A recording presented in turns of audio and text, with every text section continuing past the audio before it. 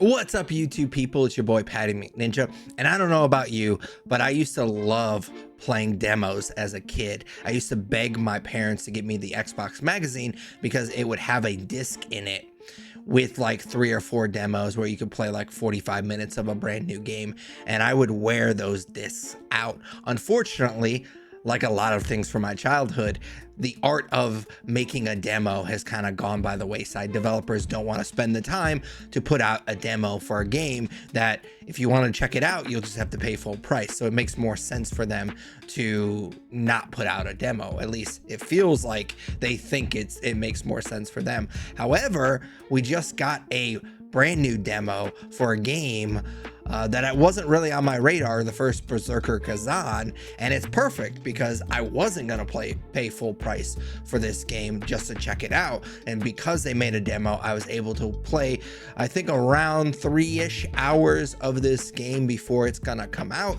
and I was able to make up my mind on it whether or not I wanted to pay full price later down the line. So, of course, like I just said, I've played this game and I want to talk about it. So without further ado, let's rock.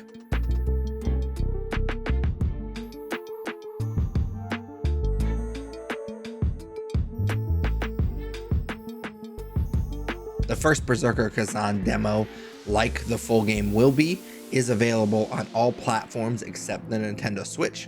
The First Berserker is a Soulsborne-like game set in the Dungeon Fighter Online universe.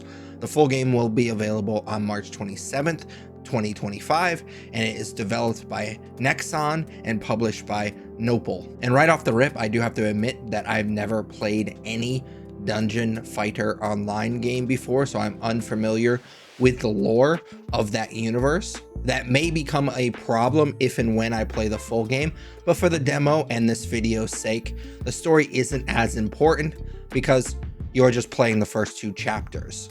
The game starts off very similar to a game like Skyrim, where your character, Khazan, is a prisoner being transported to your exile when a mysterious avalanche frees you. And during the chaos of that avalanche, you also become possessed by some voices in your head, as one does during avalanches. And those voices heal your arms and give you a weapon to help you escape your captors. And honestly, there isn't much more to the story than that.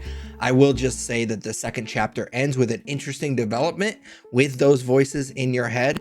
And I do think, and of course, time will tell if this is right, but I do think it sets up the rest of the game really well, and I'll just leave it at that.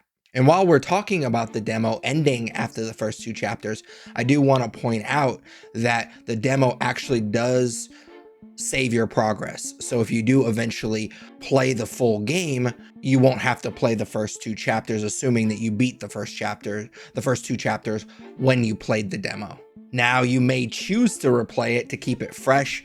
I will say, after beating the demo, the combat did take a bit to master, so if and when I circle back, I might be a little bit rusty, so I might choose to just do it anyways, but it's kind of a nice touch that they're not making you replay those first 2 chapters if you don't want to. Speaking of the combat, I mentioned in the intro that this was a Soulsborne-like type of game, a hardcore action RPG, if you will. And if you're like me and you've played a few of these games, especially if you're a veteran of these games, then you'll probably have no problem getting the hang of the First Berserker. It has everything that you would come to expect from those types of games. You have a light and heavy attacks. The heavy attack can be charged to do even more damage at the cost of more stamina. Of course, you have to closely manage your stamina or you will get absolutely wrecked in this game. It did feel like the stamina, especially early on, it did feel like it ran out very, very quickly. So that is something that you definitely have to keep an eye on. There, of course, is a dodge and block. Perfect dodges and blocks diminish the stamina decrease. So obviously the game really wants you to make sure that you time your dodges and blocks really well. What this demo doesn't tell you, and something that I figured out by getting pretty much curb stomped by the first mini boss in this demo, that while they do have a perfect dodge, it honestly, the game, it feels like they want you to stay aggressive and do more perfect blocks than perfect dodges. Each enemy not only has a health bar, but also has a poise meter. The more damage and perfect blocks that is inflicted, the less poise these enemies have. Once their poise is depleted, they become open to a huge combo attack that are super satisfying to pull off. Now, your run-of-the-mill enemies, this won't matter. Like, they do have a poise meter, but they're usually dead before I ever get a chance to break their poise. The big bosses and even the mini bosses that you come across, breaking the poise is critical. And this honestly took me a little bit at getting used to. I did play Sekiro. It's a game that I really struggled at for this very reason. But I've played a lot of these Soulsborne games and Soulsborne-like games like Black Myth and Lies of P. So I'm kind of used to dodging attacks and kind of waiting for my opening. This game really, really wants you just to kind of make your own opening by learning the moves and kind of blocking your way to victory instead of dodging. And of course, that takes a lot of trial and error, as you would expect with a game like this. And one thing I'm not sure I've ever seen in one of these games, maybe I have and I wasn't paying attention, or maybe it's in a Soulsborne game that I haven't played, but this game actually gave you XP for battling the bosses. Of course, you get XP when you defeat them like you would any other game, but depending on the progress that you made against that boss, when you die, you actually get a little XP. And the amount of that XP is just how much damage you inflicted on said boss. Now, you do drop your XP or souls. I can't remember what the First Berserker calls it because they have a different name for pretty much everything in this game. But you do drop whatever XP or souls that you had once you die. But those souls are always placed between the battered blade nexus. That's this game's version of the bonfire or site of grace and the boss area. So after a few tries, because it gives you XP for at least trying the boss, at least battling it a little bit, you usually, between that and grabbing the ones that you dropped, you usually have enough to upgrade your stats. So I really enjoyed that part because it felt like I wasn't just banging my head against the wall for nothing. Yeah, I was learning the movesets and I was getting better at this boss every time I tried it, but I was also getting a little XP. So I was able to actually upgrade my stats as I was trying to beat this boss. So that was a really cool option that, again, I don't think I've seen in any of these other games. There's also an option to turn down the difficulty to an easy mode, which I thought was surprising. Like I said earlier, if you've played a Soulsborne game or maybe just Lies of P or Black Myth, you'll be fine on regular difficulty. And these games are kind of notorious for not having a difficulty setting, so I was a little bit surprised by that. But I know a lot of people that maybe just want to play this game for the story. Maybe they are into the Dungeon Fighter online universe and they just want to just play this game for the lore. It will be a kind of a cool option. I played it on normal difficulty and I was fine. So again, if you've played these games before, I think you'll have no trouble with this one, especially given the fact that they give you XP for just trying the bosses. I did have a funny thing happen while fighting a bear in the first chapter. I think it's like the second mini boss that you come across. It's an optional mini boss, but it does have a little bit of a run back to the mini boss. And before I mastered the perfect blocking in First Berserker, I had to try this bear a couple of times, and there was a couple of knights in my way during the run back. And honestly, I just kind of got tired of fighting them each time. So this one time I decided to just go ahead and run past them.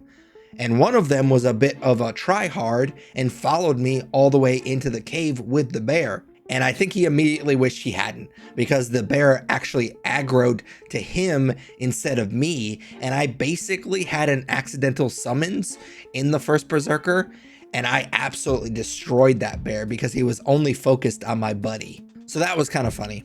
Again, I only played the first 2 chapters because that's the only thing that the demo allowed.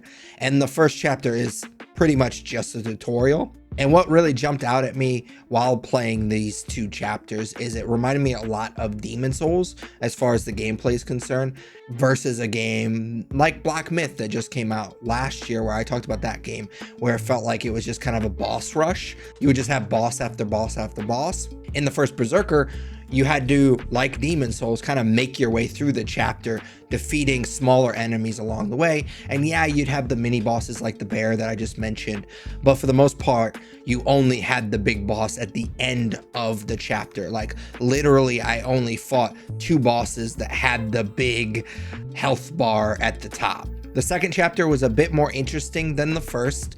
There were these trials throughout that level that you had to pass. But honestly, the trials are just an excuse to kind of teach you the multiple weapons you have access to. Each weapon has its own skill trees.